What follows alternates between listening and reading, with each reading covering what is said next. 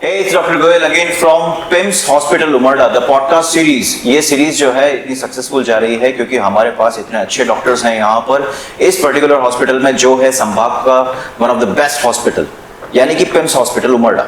और आज जो शख्सियत हमारे बीच में मौजूद है वो हॉस्पिटल के सबसे one of the sensitive departments में से एक यानी पेडियाट्रिक्स यानी कि बाल एवं शिशु रोग विभाग, वहां पर एचओडी के पद पर कार्यरत है, एचओडी एंड प्रोफेसर के पद पर, और कई वर्षों से इस पर्टिकुलर डिपार्टमेंट में सेवाएं दे रहे हैं। देखिए, ये डिपार्टमेंट सेंसिटिव है और हमेशा रहेगा। रीजन ये है क्योंकि पेरेंट्स यहाँ पर आते हैं अपने बच्चों को लेकर, और हर एक माता पिता के लिए उसका बच्चा सबसे सेंसिटिव टॉपिक रहता है। बच्चे का करियर, बच्चे की हेल्थ, बच्चे की बीमारी, इससे अगर वो ग्रसित है तो उसका निवारण कैसे होगा, इसको लेकर हर माता पिता बहुत सेंसिटिव रहते हैं। और मैं सैल्यूट करना चाहूंगा इस डिपार्टमेंट और इसके डॉक्टर्स को, और स्पेशली जो आज के गेस्ट हैं, क्योंकि ये अपना पूरा जीवन इस सेंसिटिव डिपार्टमेंट में दे रहे हैं। क्योंकि कई बार इन्हें बहुत कुछ सुनना भी पड़ता है, कई बार कई तरीके के चैलेंजेस भी यहाँ पर फेस करने पड़ते हैं जो कि कई दूसरे डिपार्टमेंट में फेस नहीं करने पड़ते।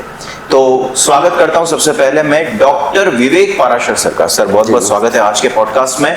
और ये पिम्स पॉडकास्ट सीरीज स्पेशली बनाई गई है उन लोगों के लिए जो देखे और जानकारी प्राप्त करे हर उस बीमारी के बारे में, हर उस चीज के बारे में जो कि वो प्रॉब्लम के बारे में जो कि वो घरों में फेस करते हैं। चाहे वो मच्छर के काटने से हो गया, चाहे वो मौसमी बीमारी हो गई, चाहे वो मानसिक बीमारी क्यों नहीं हो गई, तो हर एक का निवारण जो है उसकी जानकारी वो हर एक इंसान के पास होनी चाहिए। तो इसलिए इस पॉडकास्ट में आज मैंने उस शख्सियत को बुलाया है जो इस डिपार्टमेंट में यानी डिपार्टमेंट ऑफ पेडियाट्रिक्स में यानी बाल एवं शिशु रोग विभाग में 17 वर्ष का वृहद अनुभव रखते हैं और संभाग के कई अस्पतालों में इन्होंने सेवाएं दी है और अपना करियर के दरमियान कई चैलेंजेस फेस किए।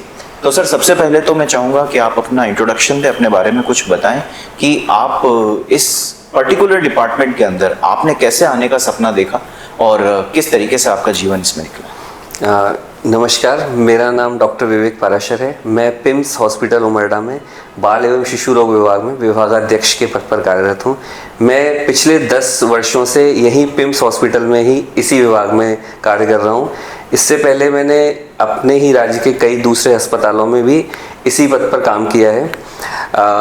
मेरा काफ़ी पहले से ये सपना था कि मैं एक बाल एवं शिशु रोग विशेषज्ञ बनूं, क्योंकि ये एक सबसे अच्छी यूनिट होती है जहाँ पर कि आप छोटे छोटे बच्चों से इंटरेक्ट करते हैं।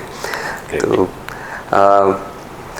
अभी हमारे डिपार्टमेंट में, हमारे विभाग में हम जन्म से लेकर 18 वर्ष तक के बच्चों के लिए सभी प्रकार के इलाज की सुविधाएं देते हैं, जिसमें कि जन्म के समय होने वाली तकलीफ़ें, जन्म के समय वजन काफ़ी कम होना, इसके बाद जो 5 से 18 वर्ष के बीच में जैसे कि तरह तरह के इन्फेक्शन आना, और विशेषकर किशोरावस्था के बाद कि जब बच्चे में मानसिक और शारीरिक बदलाव होते हैं तो उस समय भी कई सारी नई नई चीज़ें इंट्रोड्यूस होती हैं। तो हमारा विभाग जो है इन सब बीमारियों और इन सब परिस्थितियों के लिए संपूर्ण इलाज उपलब्ध करवाता है। Great sir. तो आपके इस करियर के दरमियान 17 वर्ष में आपने कई चैलेंजेस फेस किए होंगे, तो इसके बारे में कुछ बताइए सर। जी हाँ, डेफिनेटली। बट ऐसा कहते हैं कि चैलेंजेस ऑलवेज इंट्रोड्यूस चेंजेस। तो जैसा कि आपने सवाल पूछा कि जब हम आज से 15-20 साल पहले जब हम इसी विभाग में इन्हीं बच्चों के साथ डील करते थे तो हमारे पास बहुत अच्छी टेक्नोलॉजीज, बहुत अच्छी मशीनें नहीं हुआ करती थी। आजकल हमारे पास बच्चों के शरीर का तापमान कंट्रोल करने के लिए, मॉनिटर करने के लिए बहुत अच्छी मशीनें, रेडिएंट वार्मर्स कहते हैं, बच्चे की पल्स, सांस की गति, उसके शरीर में ऑक्सीजन की मात्रा चेक करने के लिए मल्टी पैरा मॉनिटर, उसको ऑक्सीजन देने के लिए भी तरह तरह की मशीनें जैसे कि बबल सीपैप, वेंटिलेटर्स और भी कई तरह की टेक्नोलॉजी और मशीनें, इक्विपमेंट्स इंट्रोड्यूस हुए, जिससे कि इन बच्चों की और विशेषकर जो बच्चे गंभीर स्थितियों में भर्ती होते हैं उनकी देखभाल में, उनके केयर में काफ़ी सुधार हुआ है। तो ये एक अच्छा चेंज है जो कि इस समय महसूस किया जा सकता है। और इसी का एक दूसरा पहलू है कि जैसा कि आप जानते हैं कि आजकल पहले बड़ी फैमिलीज हुआ करती थी, यानी कि हम न्यूक्लियर फैमिली बोलते हैं, जिसमें कि हम लोग रहते थे अपने दादा दादी के साथ, अपने क्लोज रिलेटिव्स के साथ। तो बड़ा परिवार हुआ करता था जिसमें कि 8, 10, 12 लोग हुआ करते थे, काफ़ी सारे बच्चे हुआ करते थे। तो उन सब लोगों की उपस्थिति में अलग तरीके का एक मानसिक विकास होता था। आज का समय बदल गया है, छोटी फैमिली होती है, इसमें माता पिता होते हैं और एक बच्चा होता है। तो और इसमें भी माता पिता भी कई बार ऐसे जॉब में ऐसे प्रोफेशन में होते हैं कि वो इतना समय नहीं दे पाते, और there is social media, there is mobile phone, तो बच्चे का मानसिक विकास जो है वो अलग तरीके से होने लगा है। तो this is another side of a coin actually. तो अच्छी चेंजेस भी आए हैं और कुछ ऐसे चेंजेस भी आए जिससे कि हमें फाइट करना है आगे के लिए। तो सर, जैसा कि आपने बताया कि आजकल न्यूक्लियर फैमिलीज होने लग गई है, पहले की तरह जॉइंट फैमिलीज नहीं है। तो कई बार पेरेंट्स अब क्या है कि देखिए दादी नानी वाले जो नुस्खे थे अब तो वो कारगर नहीं रह गए। तो कई बार न्यूक्लियर पेरेंट्स होते हैं, हस्बैंड वाइफ आते हैं, बच्चे को लेकर आते हैं और कई चीज़ों को लेकर या कई ऐसे सवाल उनके मन में होते हैं जिसको लेकर वो श्योर नहीं होते। जैसे कि सबसे पहला मैं मुद्दा उठाना चाहूँगा ब्रेस्ट फीडिंग का, यानी स्तनपान का। तो ये भ्रांतियाँ हैं, जैसे कपल्स को आजकल कह देते हैं कि तुम तो 1 या 2 महीने ब्रेस्ट फीडिंग कराओ, उसके बाद में कोई बात नहीं, बच्चे को छुड़वा दो, उसको बाहर का दूध देने लग जाओ या गाय का दूध पिला दो, अच्छा अमृत है वो तो, और ये सब। तो सर, ये कितना सही है? जी हाँ, बिल्कुल, ये बहुत ही अच्छा सवाल है एक्चुअली, क्योंकि जैसे हम लोग भी जब आउटडोर में बैठते हैं या हमारे पास कई सारे माता पिता आते हैं जो कि यंग हैं, जिनका पहला बच्चा है, तो वो उनके दिमाग में कई सवाल होते हैं कि हमें कब तक माँ का दूध पिलाना है। तो देखिए, हम जो सलाह देते हैं हमारे जो मरीज हैं या जो माता पिता हैं कि आपको 6 महीने की उम्र तक सिर्फ माँ का दूध पिलाना है। ऐसा क्यों? क्योंकि माँ का दूध जो होता है उसके कई सारे फायदे होते हैं। देखिए, माँ का दूध जो है वो बच्चे को इन्फेक्शन से, कई तरीके से रोग संक्रमण से बचाता है। उसमें सिर्फ पोषण ही नहीं होता जो कि बच्चे के शरीर के लिए आवश्यक है, उसमें वो 100% पोषक तत्व होते हैं, और दूसरी बात, उसमें कई सारे रोगों से लड़ने की रोग प्रतिरोधक क्षमता भी होती है। तो इसलिए ये बहुत ही अच्छा है। दूसरी बात, दूसरा जो फायदा जो कि माँ के दूध का होता है कि ये शॉर्ट टर्म में ही नहीं, ऐसा पाया गया है रिसर्च में कि जो बच्चे 6 महीने तक सिर्फ माँ के दूध पे रहते हैं, उन बच्चों में बड़े होने के बाद डायबिटीज, शुगर की बीमारी, जैसे हाइपरटेंशन जो कि ब्लड प्रेशर की बीमारी, या कैंसर, ऐसी बीमारी होने के चांसेस कम होते हैं उन बच्चों की तुलना में जिनमें कि हम जल्दी बाहर का दूध या जल्दी खाना शुरू कर देते हैं। तो ये एक सरप्राइजिंग फैक्ट है जो कि रिसर्च के बाद पाया गया है। तो ये अगर माता पिता को पता लगता है तो उन्हें बहुत खुशी होगी, उन्हें बहुत अच्छा लगेगा कि उनका बच्चा अभी नहीं, लंबे समय तक के लिए सुरक्षित हो रहा है। ग्रेट। तो और दूसरा सवाल जो कि माता पिता अक्सर पूछना चाहते हैं कि ये सिर्फ बच्चे के लिए फायदेमंद नहीं होता, इसके कई सारे फायदे माँ को भी होते हैं। तो जो चीज़ दोनों के लिए फायदेमंद है, हम बिल्कुल रिकमेंड करते हैं कि बच्चे को 6 महीने की उम्र तक माँ का दूध ही देना चाहिए। सुपर। तो सर, ये बहुत अच्छा सजेशन है, लेकिन मैंने कई बार देखा है, मैं खुद अपनी आंखों से ये चीज़ें देख चुका हूँ कि गांव के स्पेशली जो यहाँ पर आते हैं, कई पेशेंट आते हैं, जैसे ही बेबी बॉर्न होने के बाद डॉक्टर हिदायत भी देते हैं, देखो इसको कुछ खिलाना मत, पिलाना मत, लेकिन फिर भी वो उसे जन्म गुट्टी या थोड़ी सी चाय चटा देते हैं। ये कितना सही है? ये कितना फैटल है? कितना हैज़ार्डियस हो सकता है बच्चे के लिए?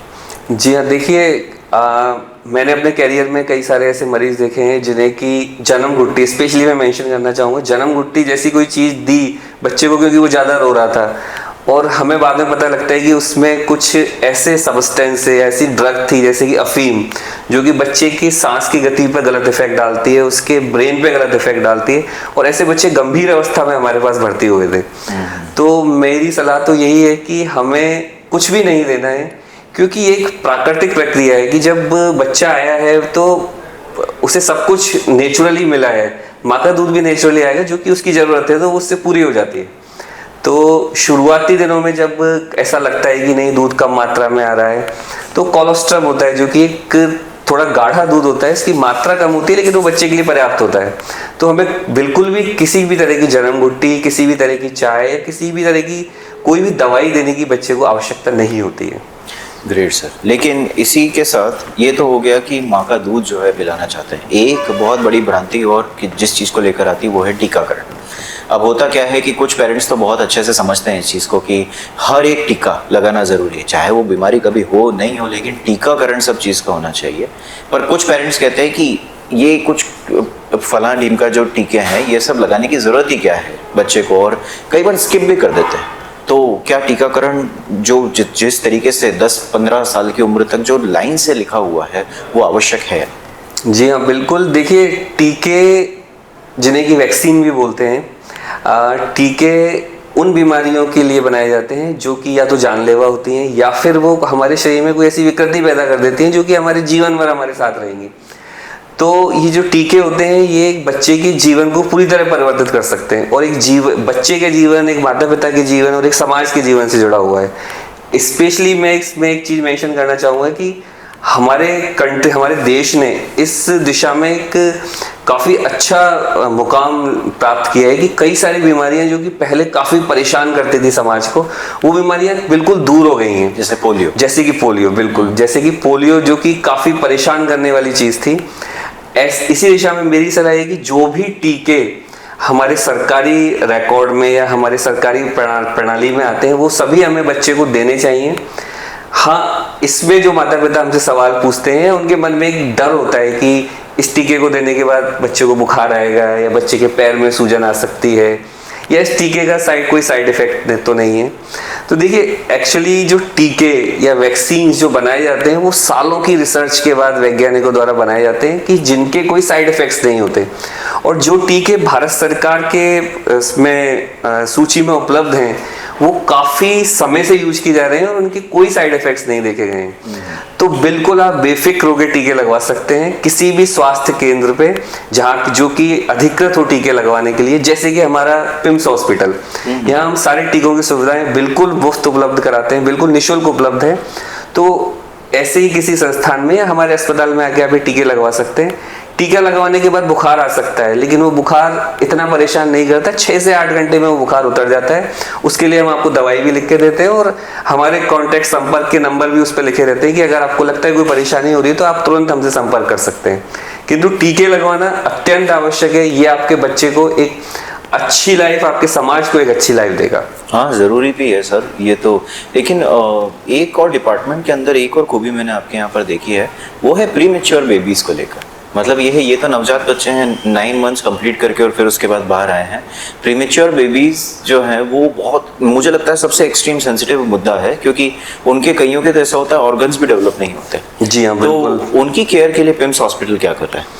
देखिए, आजकल आपने बिल्कुल ये ऐसा सवाल पूछा है जो कि आजकल काफ़ी चर्चा में है, आजकल काफ़ी बड़ी समस्या है। बेसिकली क्या होता है कि प्रीमेच्योरिटी मतलब कि बच्चे का समय से पहले जन्म ले लेना, 9 महीने से पहले जन्म ले लेना। तो ऐसे बच्चे, जैसे कि आपने अभी बताया भी, कि काफ़ी कमज़ोर होते हैं, उनका वजन भी काफ़ी कम होता है और वो प्रीमेच्योर, जैसे कि उनके शरीर के अंग भी डेवलप नहीं होते, जैसे कि लंग्स, फेफड़े डेवलप नहीं होते, आंतें डेवलप नहीं होती, ब्रेन डेवलप नहीं होता। तो बेसिकली इसकी सुविधा का, इसके इलाज का जो सिद्धांत है कि हमें उन्हें एक ऐसा वातावरण उपलब्ध कराना है जिससे कि हम उन्हें कुछ समय दे सकें, जिससे कि उसका शरीर विकसित हो सके और अगर कुछ समस्याएं आ रही हैं तो हम उन्हें सपोर्ट कर सकें। तो यूजुअली देखिए, ये इसके लिए काफ़ी सारे अस्पताल होते हैं, काफ़ी सारी सुविधाएं होती हैं, पर ये बहुत महंगी होती हैं। बहुत महंगी होती है सच में। अब आप विश्वास नहीं करेंगे कि कई सारे ये सुविधाएं एक दिन में 5 से 8 हज़ार रुपये, 10 हज़ार रुपये तक का खर्चा होता है। तो हमारे पिम्स हॉस्पिटल में एक state of the art NICU है, साथ ही हमारे पास एक विशेषज्ञ, नवजात शिशु रोग विशेषज्ञ, नियोनेटोलॉजिस्ट भी हैं। इसी के लिए डेडिकेटेड पूरी एक यूनिट है जिसमें कि 20 बेड हैं और हम उन्हें एक ऐसा एनवायरनमेंट उपलब्ध कराते हैं रिलेटेड टू उनके शरीर के तापमान को नियंत्रित रखता है। अगर उन्हें ऑक्सीजन की आवश्यकता है तो उसके लिए हमारे पास पर्याप्त मात्रा में वेंटिलेटर्स और मशीनें हैं। उनके शरीर के वाइटल साइंस को मॉनिटर करने के लिए पर्याप्त मात्रा में मॉनिटर है और सबसे महत्वपूर्ण बात, एक डेडिकेटेड स्टाफ और एक डेडिकेटेड टीम, एक बिल्कुल समर्पित भाव से सेवा करने वाले नर्सिंग स्टाफ और चिकित्सक यहाँ पर उपलब्ध हैं, वो भी निःशुल्क या बहुत ही मिनिमल अमाउंट में, जो कि आपको कहीं नहीं मिलेगा। और हमारे यहाँ से 600 ग्राम के बच्चे, 800 ग्राम के बच्चे भी बिल्कुल सही होके गए। और अच्छी बात है कि आप वो बच्चे अब 3-3, 4-4, कई बच्चे 5 साल के हो चुके हैं, 6 साल के हो चुके हैं। तो जब वो हमसे मिलने आते हैं तो हमें इतनी खुशी होती है कि। तो सर, इस ट्रीटमेंट में जो जैसे मान लीजिए कि कोई प्रीमेच्योर बेबी हुआ है, ऑर्गन्स डेवलप नहीं हुए हैं, तो यहाँ डिपार्टमेंट में जो ट्रीटमेंट मिलता है, जनरली भी जो हॉस्पिटल में डिपार्टमेंट्स में जो ट्रीटमेंट मिलता है, उसके बाद में वो ऑर्गन्स जो है वो नेचुरली डेवलप, क्योंकि वॉर्म में नहीं है बच्चा, तो भी नेचुरली डेवलप हो जाता है उसी। जी हाँ, बिल्कुल बिल्कुल। मोस्ट ऑफ द केसेज में देखा गया है कि हम अगर उन्हें पूरी सुविधाएं उपलब्ध कराते हैं, पूरा दवाइयाँ सब कुछ उपलब्ध कराते हैं और ढंग से मॉनिटरिंग करते हैं, तो समय के साथ ही बच्चे इम्प्रूव हो जाते हैं और काफ़ी केसेज में, मैक्सिमम केसेज में काफ़ी अच्छे रिजल्ट्स भी आते हैं। और इसमें सबसे महत्वपूर्ण चीज़ एक जो होती है कि चलो बच्चा ठीक तो हो गया, साथ में उसका डेवलपमेंट कैसा होगा भविष्य में, ये भी एक क्वेश्चन है। ये सबसे बड़ी बात। तो इसके लिए भी हमने पर्याप्त मॉनिटरिंग रखी हुई है कि हम सिर्फ एक बच्चा ही उनको ना दें, हम एक स्वस्थ बच्चा उनको दें। एब्सोल्युटली, तो दैट इज नेसेसरी। इसके लिए भी हम पूरी मॉनिटरिंग रखते हैं। तो ये हमारे डिपार्टमेंट में आपको बिल्कुल हमारे विभाग में ये सेवाएं आपको बिल्कुल निःशुल्क दी जाएंगी।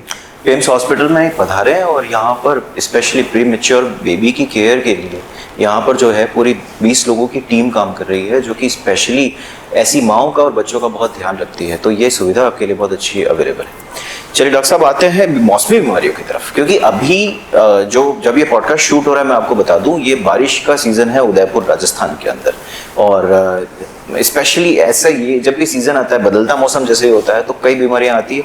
बड़े तो खैर चपेट में आते ही आते हैं, बच्चे बहुत जल्दी चपेट में आ जाते हैं, क्योंकि बच्चों को खेलने की, मौज मस्ती की भी बहुत इच्छा होती है। वो लोग एसी में रहते हैं, फिर वापस धूप में दौड़ने लग जाते हैं। धूप आती नहीं है तो बारिश में भीगने लग जाते हैं। बारिश में बड़े लोग कम भीगते हैं, पर बच्चे ज़रूर भीगते हैं, और फिर उसके बाद में वो चपेट में आते हैं। तो सर, सबसे पहला तो मैं पूछना चाहूँगा कि ऐसे वक्त पर मच्छरों का बोलबाला हो जाता है, बहुत मच्छर भी बहुत हो जाते हैं। मच्छरों से फैलने वाली कौन सी बीमारियां इस वक्त पर हो रही है और उसका निदान या उपचार कैसे किया जाए? जी हाँ, देखिए, मानसून सीजन या बारिश का मौसम जो होता है वो बच्चों के लिए, और अगर बच्चों के लिए तो उनके माता पिताओं के लिए भी काफ़ी परेशान करने वाला होता है। दरअसल हम देखते हैं, काफ़ी वर्षों से हम देख रहे हैं कि दो तरह की बीमारियां काफ़ी कॉमनली होती हैं इस सीजन में। एक तो जैसा कि आपने कहा कि मच्छरों से होने वाली बीमारियां, जी हाँ, वो काफ़ी महत्वपूर्ण होती हैं और हमारे संभाग में उनके होने के चांसेज, उनकी होने की इंसिडेंस भी काफ़ी ज़्यादा है अगर हम तुलना करें दूसरे स्थानों से, जैसे कि malaria, dengue fever, chikungunya, scrub typhus एक नई बीमारी है जो कि पिछले 5-7 सालों में ज़्यादा होने लगी है। ये सभी बीमारियां छोटे छोटे मच्छरों के काटने से होती हैं, जो कि मानसून में ही पनपते हैं। स्पेशली मानसून में जो कि पानी एकत्रित हो जाता है छोटी छोटी जगहों पे, तो उनमें ब्रीड करते हैं मच्छर, और ये बच्चों में होते हैं। बच्चों में स्पेशली होते हैं क्योंकि बच्चे आउटडोर में काफ़ी ज़्यादा खेलते रहते हैं और शॉर्ट्स कपड़े पहनते हैं, शाम के समय खेलते हैं, तो मच्छर उनको काटते हैं, तो इसकी वजह से बीमारियाँ होती हैं। और ये बीमारियाँ कई बार खतरनाक भी होती हैं। जैसे कि मलेरिया, नाम सुनने में हमें ऐसा लगता है कि ठीक है, बुखार आ गया, ठंड लग के बुखार आ गया, बट ऐसा नहीं है। ये बीमारियां कई बार काफ़ी गंभीर स्थिति में बच्चों को पहुंचा देती हैं। तो एक तो मच्छरों से काटने वाली बीमारियां होती हैं। दूसरी बीमारियां जो कि यूजुअली मानसून सीजन में देखी जाती हैं, वो होती है खाने पीने से फैलने वाली बीमारियां। क्योंकि ये इस समय वातावरण का तापमान ऐसा रहता है जिसमें कि बैक्टीरिया जल्दी जल्दी ग्रो करते हैं। तो इसमें अगर हम बाहर का खाते हैं, बच्चे बाहर का खाते हैं यूजुअली, जो जिद करते हैं, तो उसकी वजह से बच्चों में बुखार, उल्टी दस्त होना, टाइफॉइड बुखार होना, ऐसी बीमारियां भी काफ़ी फैलती हैं। तो पहले हम बात करते हैं मच्छरों से होने वाली बीमारियों की। तो मच्छरों से होने वाली बीमारियों को रोकने के लिए मेरी सलाह है माता पिताओं को कि हम अपने घर में कहीं पानी एकत्रित ना होने दें, जो कि मच्छरों का ब्रीडिंग प्लेस होता है। जैसे कई बार कूलर में भी इकट्ठा हो जाता है। जी हाँ, बिल्कुल, क्योंकि कूलर गर्मियों के सीजन से जस्ट बंद हुए होते हैं, तो उनमें जो एकत्रित पानी होता है उसमें मच्छरों की ब्रीडिंग होने के चांसेस होते हैं। दूसरा ये कि बच्चों को, हम जब बच्चे बाहर खेलने जाते हैं तो उन्हें पूरी आस्तीन के और पूरे कपड़े पहनाएं, जिससे कि एरिया ऑफ एक्सपोजर कम हो जाएगा, तो चांसेज कम होंगे। हम कई तरह की मॉस्किटो रेपेलेंट क्रीम्स भी इस्तेमाल कर सकते हैं, मच्छरदानी का भी इस्तेमाल कर सकते हैं। ये कुछ तरीके हैं जिससे कि हम बच्चों को मच्छरों के काटने से बचाया जा सकता है। और इन सब के होने के बाद भी कई बार ऐसा हो जाता है, तो मेरी सलाह ये है कि अगर आपको लगता है कि बुखार है, बच्चे को तेज बुखार है मानसून सीजन में, तो तुरंत आप चिकित्सालय में संपर्क करें। हमारे पेम्स हॉस्पिटल में हमारे पास सारी, जैसे कि जो वेक्टर बॉर्न डिसीज है जिनको बोलते हैं, उनकी जांच की सुविधाएं तुरंत उपलब्ध हैं, जिनकी कि 1 से 2 घंटे में रिपोर्ट आ जाती है। तो हम तुरंत पता लगा सकते हैं कि ये मलेरिया है, डेंगू है, और उसके अनुरूप हम उसे इलाज मुहैया करा सकें। तो मच्छरों से बचने के लिए ये हम कर सकते हैं। खाने पीने से फैलने वाली बीमारियों के बारे में कि हम साफ सफाई का ध्यान रखें। हम बच्चों को स्वयं भी और बच्चों को भी बार बार हाथ धोने के लिए, से हैंड सैनिटाइजेशन कहते हैं, के लिए प्रेरित करें।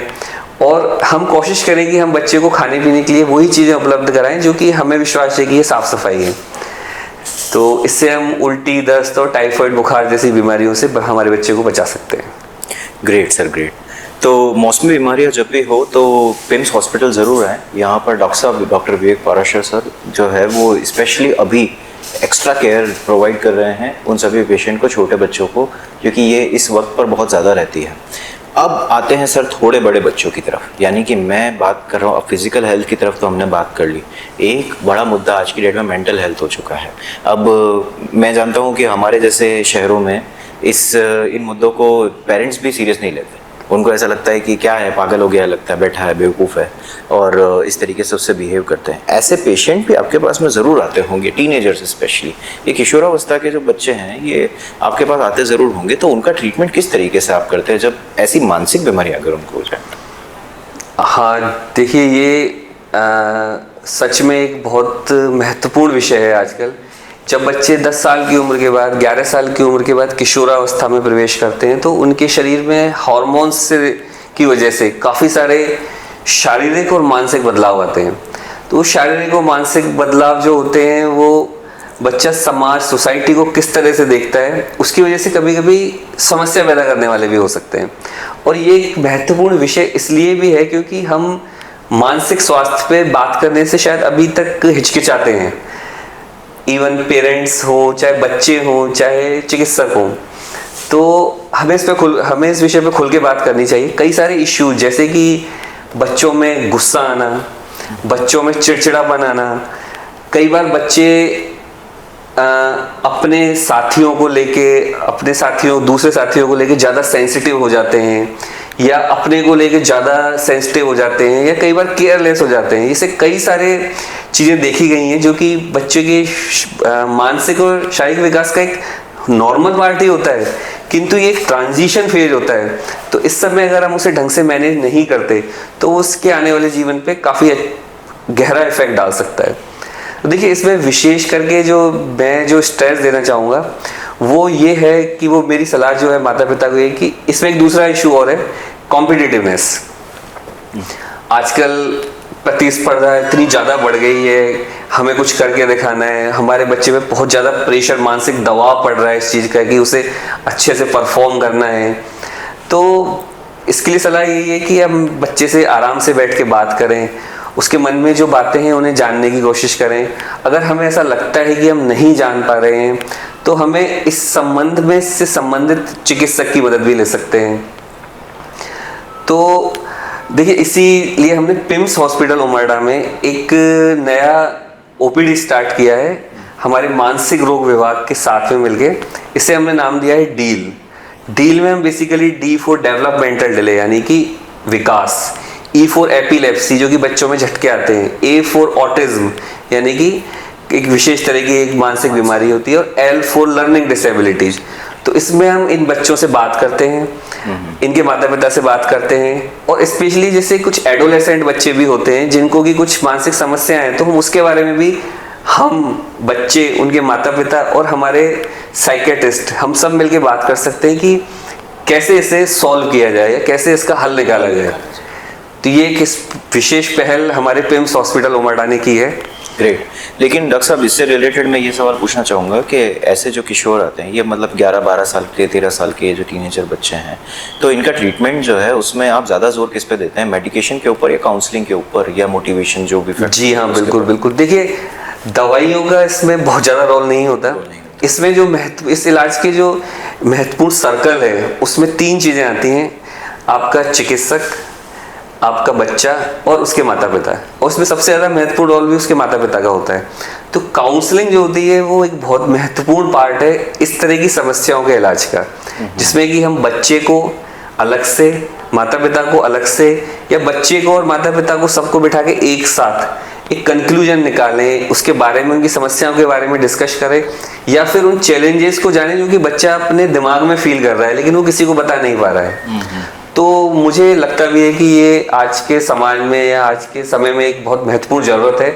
इस समस्या से भी हमें सामना करना है कि कैसे हम अपने बच्चों की मेंटल हेल्थ को इम्प्रूव कर सकें, जिससे कि आगे डिप्रेशन, एंजाइटी, इस तरह के इश्यूज से, क्योंकि अल्टीमेटली क्या होता है, देखिए, ये जो डिप्रेशन, एंजाइटी, ये ही अल्टीमेटली कन्वर्ट होते हैं ड्रग एडिक्शन में।